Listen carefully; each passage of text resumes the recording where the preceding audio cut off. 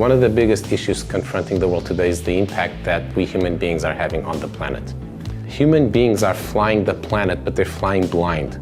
And flying blind is very dangerous. There's a poem by Philip Larkin where he mourns the current state of the world. And then he says, but at least somewhere there'll be a clean ocean untouched by humanity that will always exist. We are poisoning the last wild environment that we had. We receive a lot of our food from the ocean. It's the basis of the environmental system. We need a solution to creating or recreating the clean oceans that we had. Now, there's some really interesting experiments that you might run. You could put algae back in the ocean. There are a bunch of things that we could do.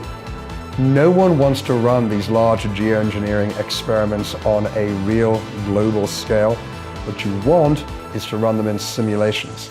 And AIs might do that in a way that you could at least begin to experiment with and gain large public support for.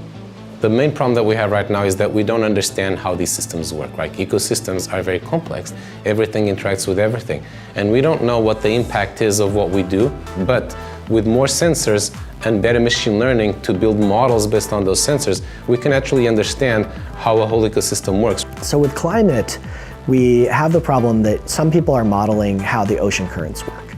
We have other people who are modeling the reflectivity of the ice caps, but we currently don't have a great way to merge all of these independent models together and be able to actually understand it as a global system. So we have more sensors, we have more data, but now we need to use that to have models of how ecosystems function, how different species, down even to individual organisms interact, how the things that we're putting into the atmosphere change the climate, etc., etc. And then we can actually do the following thing, which is we can simulate an ecosystem on a computer, and then we can see what are the impacts of doing different things. And then we can do those things that actually, for example, give us the most gain for what we want while minimally impacting the ecosystem.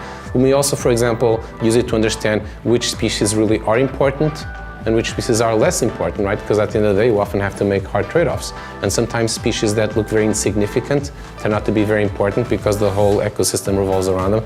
And sometimes species that are very, that we're very fond of because maybe they're cuddly animals that turn out to be less important.